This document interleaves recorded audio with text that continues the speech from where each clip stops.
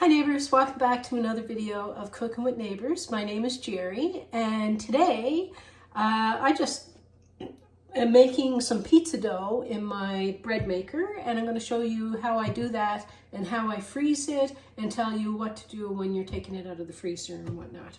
I'm actually going to make a couple because I like freezing one for Casey to have for a later date. And I'm making a pizza today so that we're going to have pizza this evening, and the leftovers my hubby can have for his lunch. So let's get started. I want 1 cup of warm water. And put that in there. And a package of active dry yeast, or 2 1/4 teaspoons.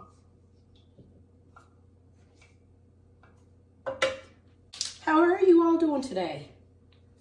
I hope that you're all doing well. Okay, now I like to put a pinch of sugar in here, or a bit. I'm just going to put 2 teaspoons of sugar, or you can use a little bit of honey. And you can wait a few minutes and see if your yeast is foaming up, like 5 to 7 minutes. And if it is, your yeast is good and you're good to go.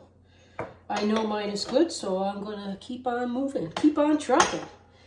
I need 2 1/2 cups of all-purpose flour is what I'm using. What I do is I loosen my flour. And then I spoon it in until the cup is overflowed, and then I level it off.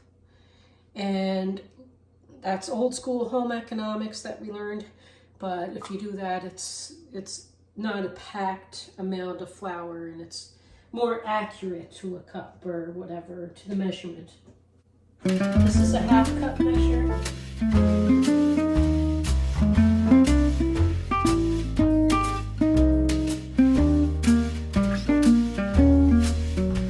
Okay, now I'm going to get a bit of salt. I'm just going to put a few shakes of salt in there. Maybe 1/4 teaspoon. And I always like to put in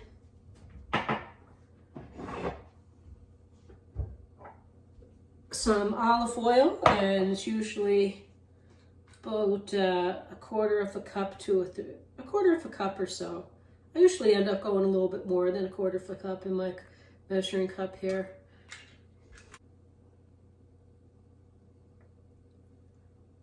And myself, with this here particular one, I put on level-in dough because I like it.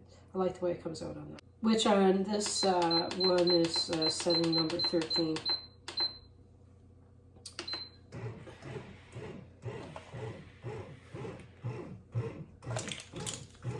I'm going to get my old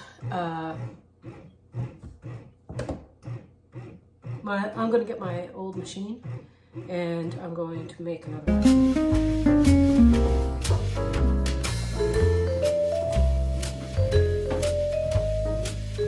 Same thing. So I just put that on the dough cycle and this on the level-in dough cycle, because I like the way that the pizza dough rises and how it tastes and everything when I use those cycles. Like this one has like pizza dough setting, but yeah, I just don't like it as much. Okay neighbors, this is going to be finishing in a minute. And what I like to do is I buy these bread bags on Amazon because I do a lot of bread baking. And I use them for storing my pizza dough.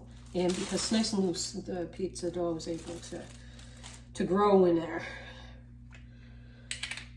And I put a little bit of olive oil, just 1/2 tablespoon or something like that. And I just rub the bag. So some of the olive oil gets moved around in there. And then this is done. And And I take out the dough, and then I'm just closing the bottom, making a ball, nice ball. And I like to close the bottom of it because that way when I'm stretching it out onto a pizza pan, sometimes a sheet pan, but if I'm doing it on like my pizza screen, if I don't close it, I find the tears when I try to stretch it. So I close it, bag it. The bags come with the twisty tie. And I leave lots of space in there. And then I just leave this on the counter for a half hour or so, just because it's warm, and I don't like to put it in my freezer when it's warm. You can tell what part is the top and the bottom. And I just let it rest for 30 minutes. And also it does help the process later on by letting it rest for a while before freezing it. Put it in the freezer. And then when I want to use it, I take it, you could do it a couple of different ways. Take it out the night before or the morning of the day that you're going to use it or whatever. You put it in the refrigerator and you just let it thaw in the refrigerator overnight, or from early morning until dinner time, supper time, whatever you're using it. Let it thaw in the fridge. Then take it out. You transfer it to your bowl. It's already lightly oiled for you, and you cover it and let it double in size, and just do how you're going to cook it or bake it that way. Also, I find the process, letting it ferment like that in the refrigerator, and then on the counter like that, it very light and tasty dough, easy to digest, or easier to digest, right? Okay. Sometimes I'm a bit lengthy. Maybe I over-explained. I don't know. Second dough. Neighbours, I put some olive oil on a sheet pan. It's quite a large sheet pan. This pizza dough is good for a 16-inch round pizza, or it's good to stretch out on a cookie sheet or a half sheet pan. I'm putting a little bit of olive oil on top, and then I'm going to cover it with cling film, and I'm just going to let it rise. Now that I deflated it, and made it into a ball, I'm going to let it rise until it's doubled in size, and then I'm going to stretch it out. I'll show you what. If I was using the sheet pan, the pizza screen, that's how I would just pick it up and stretch it till I got it to about 16 inches or so. It's a nice dough to work with. And yeah, I just stretch it out like that, just using, you can use like I just use my knuckle part like that and stretch it, but I want the sheet pan kind today. So what I do is just stretch it, and when it resists, I stop, cover it, wait a few minutes, and I stretch it a bit more, stop and cover it or whatever. You could even leave the cling film on it and press through on top of the cling film through to the pizza dough. Stretch it, and then when it gets to the size that I like, I'll stop. And I like putting a little bit of basil pesto over my pizza crust. We really like the taste of it, and I just spread that over the top of it.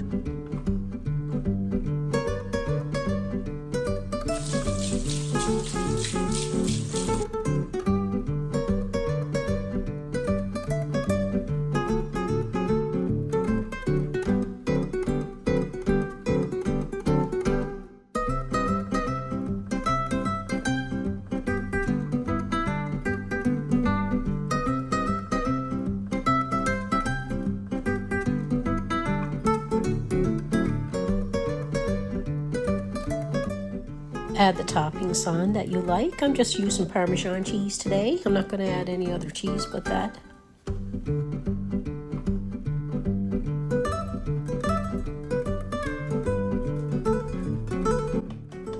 And I have these grape tomatoes, and I normally cut them in half to put on a pizza, but I decided to put them on whole, which I would not recommend because they could burst when you try to bite into the pizza.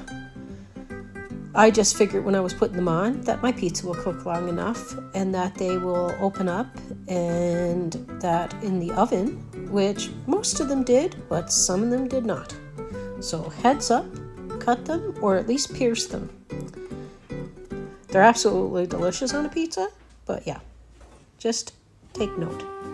Adding some sweet bell peppers, yellow ones, because that's what I have in my fridge. Tasty, tasty. Some delicious pepperoni, and one thing I forgot is to put some oregano, a sprinkle of oregano over my sauce when I added my sauce. So I'm just gonna put some oregano over the top of the pizza after I add my pepperoni.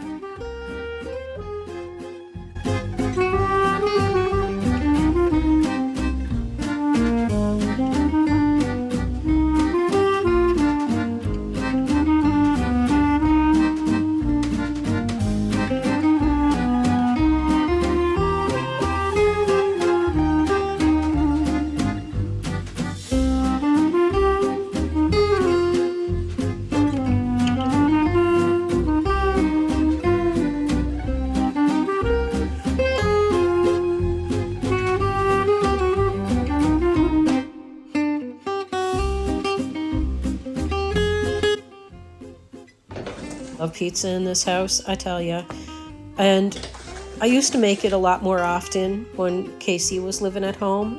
I don't make it as often, but now that the nicer weather is here and I'll be putting on my pizza oven outside, I'll be making a few personal size pizzas for Graham and I over the summer. And I hope you guys don't mind. I love sharing pizzas. So you'll probably see me doing that more than once or twice over the summer. And I'll probably try my best to bring maybe some unique or different toppings, or I got a couple of ideas actually now that I'm thinking to myself. I'm gonna make a double stuffed pizza. I'll make a deep dish pizza. Anyway, we like to make pizzas, so I'll try to think of interesting ones for you to watch or something. And I hope that you enjoyed today's video and found it useful. I really do appreciate all of you for sticking around with me. I love you all, and I hope that you come back again.